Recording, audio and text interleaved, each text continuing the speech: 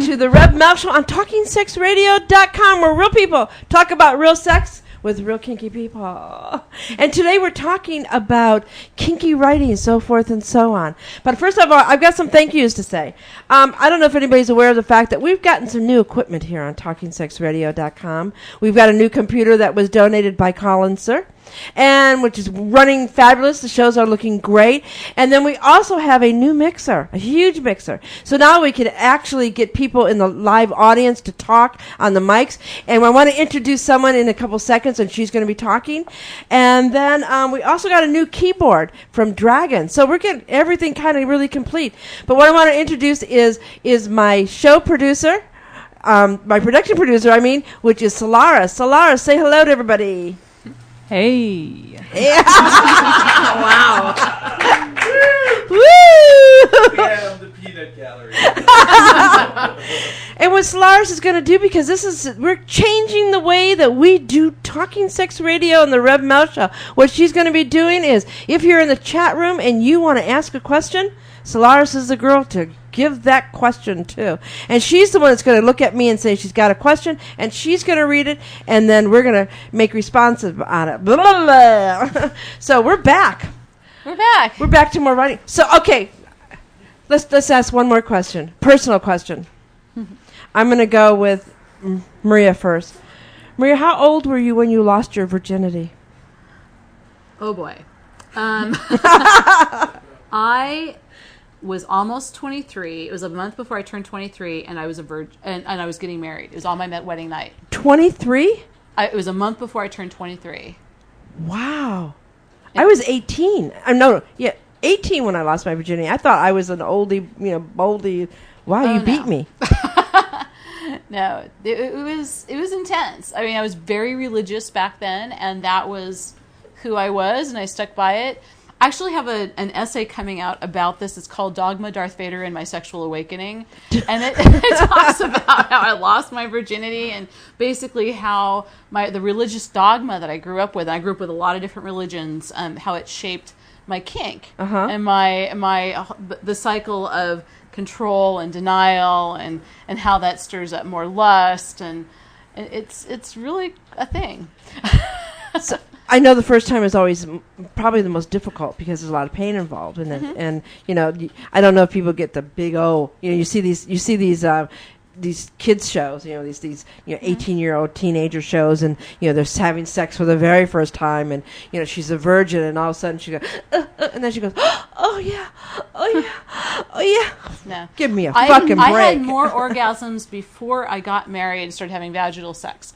Because what we would do is, to avoid actually doing the act, we would just dry hump and fill each other up and do all this other stuff. And I got really good at the orgasming at a touch.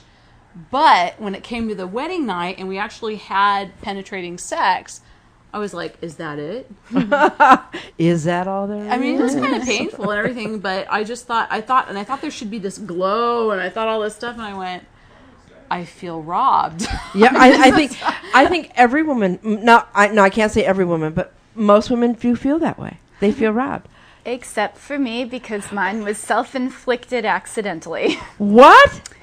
Well, what screwdriver did you sit on? Oh no, it was a Japanese tampon, and I'd never used a tampon. And a Japanese tampon? My parents had been on a trip to Japan, and they were, I guess, it was in my mother's bathroom. We'd run out of pads. I'd never used a tampon. I was 12 years old, and I took it out, and I couldn't read the instructions, and that little guide was very confusing. So I'm like, take a deep breath, just shove the whole thing up. I didn't know it was an applicator. It got stuck. It was not a great experience, but I'm so glad now, because it's like, I took my own virginity. I mean, talk about dominance. I feel like no man can claim that. But when the first time finally came about, he's like, wow, I somehow I just thought you were a virgin. I'm like, but didn't that hurt? Oh, yeah, like hell. And you still shoved it in? Well, I had to go to school, and there was an issue to deal with. What are you going to do? I was a problem solver, unfortunately. Among other things. Yeah. I was multitasking, and I didn't know it. David, Wow. do you have siblings? Yes. Yeah? A brother. Where are you? An older brother or younger brother? Older. Older? Mm-hmm. So you're the baby of the family. I And am the girl. baby. And the girl. Daddy's little girl. Woo! Maria. I have a younger whole sister, a real, full-blooded sister.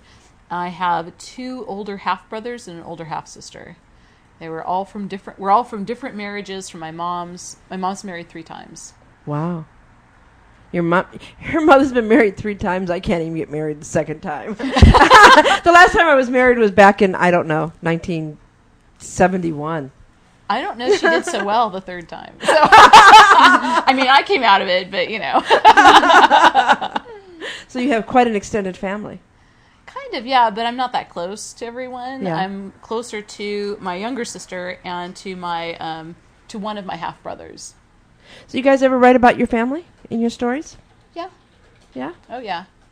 So you use them as a base for some of the stories? Yeah. There's a lot about my family in Her Mirrors Dimly. Yeah. Yeah, it's actually a very personal story. What are you going to be reading this evening? From where and what? Well, to I was how? going to let the chat room decide, because usually I'm in the chat room and I know y'all are over there just like, talking about butt plugs and dildos and all that. Oh, she brought it up.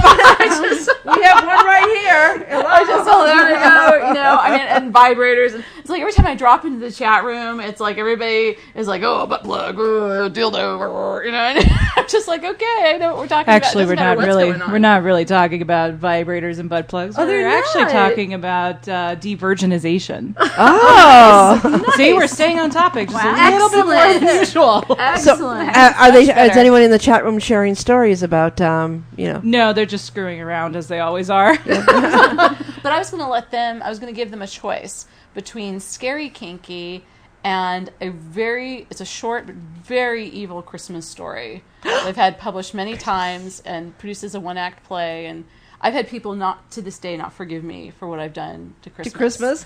Yeah. Oh. So when you're in the chat room, please put 1 for the Christmas one and 2 for the other story. One for anti-Christmas, 2 for Scary Kinky. Yeah. So in the chat room, then Solaris will tell us, how many people have voted, and there's 2 in. It seems as if so far it's 1 scary, scary Christmas. Yeah. Well then. And we also have the live audience that are putting up their hands. What are they saying? Oh, So one. give a Oh, mic. also saying one. Give a mic to one of the live Wow. audience people. Awesome. Okay. we scared the live audience. That was priceless. The eyes just went, Ooh. She's like, Boogie, don't Our stick live your thing audience in is my not face. used to having a What's the mic. vote over here? One for what? Scary? Yeah, scary. It's a scary, it's scary 1. audience. For the Do Christmas, one. for anti-Christmas. Oh, Okay. yeah. Great. We're gonna be reading that. And what about you, doll? Well, of course, I'm ordinarily more of a screenwriter, but I was thinking about what we were going to be doing tonight, and none of it really translates well.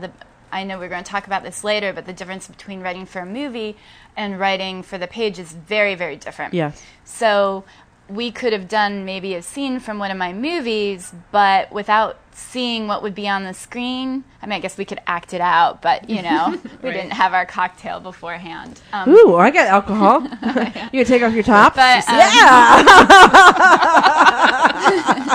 we don't want to give YouTube a run for their money. Was it you porn? You porn. Sorry, Yeah. my bad. That's what I was thinking.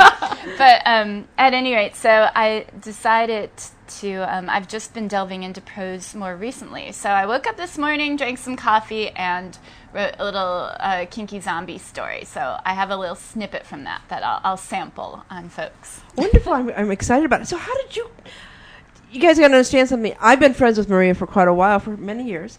And I've just met Davie. It's Davie, right? Correct. It's because it's spelled differently. How is it spelled? Devi. That's cute. Is that your real name or is that your writing name? It's short for my full name. So it's a nickname. Deviant. It's Deviant. Is your real name Deviant? Deviant Snively. And then you got to put the name at the end. Blaze. How did you two meet? Many, many years ago. Oh yes. Do you want to tell this story? We could kind of tell it together. We'll tell it together. All right. It was 1996. A dark and stormy night. It was San Francisco. Every night's a dark and stormy night. and we were taking a screenwriting seminar with Sam Scribner, our mentor. He was our first screenwriting mentor. And one night we were sharing a cab. I don't remember. It was one that we just happened to be sharing a cab together. I remember in the backseat of the cab, and we were giggling and carrying on. And we didn't really know each other very well. And Davie asked me what was my sexual awakening. I did? Yeah. Wow, I don't remember that. That was rather You're forward a of forward me. girl. I am a forward girl. What was your sexual awakening? Darth Vader. Is it? Yeah. Which happened to also be mine. So you both had to have a hard on for Darth Vader. Oh, my God. Dada Vader. Oh, yeah.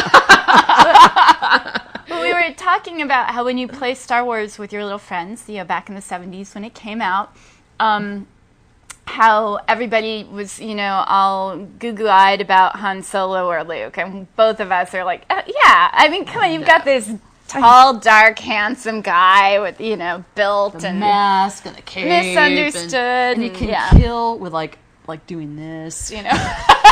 I mean, power, come on. Exactly. Way Come hotter. to the darkness. He's a true bad boy. I mean, True bad boy. That pussy boy turned hero. No. No. That didn't do it for us. No. So are most of your characters bad boys? Ah. No, it's a good I think my question. girls are the naughty ones. I go back and forth. Back and forth. Yeah. So you guys were sharing Darth Vader Fantasies. fantasies with each other in the cab. Kind of. Yeah. We bonded. Was this before or after the screenplay reading? I don't remember. Okay. Because I'd asked Davie to be to help me with my screenplay reading. I did a stage screenplay reading for the script that I had just written, and I think that was when we really started to, get to know each other. And Yeah. That's a pretty exciting thing is to do a reading of your screenplay and to watch it come to life, even though they're not moving around, they're just reading it. To watch some really good quality actors, take your screenplay and read them. I did a thing called The Merger of Two, and we did a whole, stage, reading of it, and it made me want to cry because it was just so wonderful seeing people verbalize your words. I mean, being a writer can be very rewarding, and it can also be very devastating in many ways. I mean, you guys, letters from publishers. Next, no. I found Hollywood far more devastating than the publishing world. I Really? mean, I was banging my head against the wall with Hollywood, with screenplays and what the fuck. And I mean, I was placing pretty highly in well-respected competitions that apparently nobody cares about, and but in the meantime, I was selling stories like left and right and getting published. And I thought, I know there's like all this prestige and supposedly some money in screenwriting, but I'm getting all the love from publishing. So I really was getting a lot fewer rejections Wow. from magazines, particularly online magazines, than I was in the film world. Now, Davie, she's getting alcohods, left and right in the film world. So there you go. Did you go to school to learn filmmaking? Yeah, I went to the Academy of Art in San Francisco. Maria, what is your educational background? I have a bachelor's in English composition from Sac State, or Suck State, as I like to call Suck it. State? No, it didn't suck like that. I wish it did. She would have gotten a PhD if that were the case. Oh my goodness.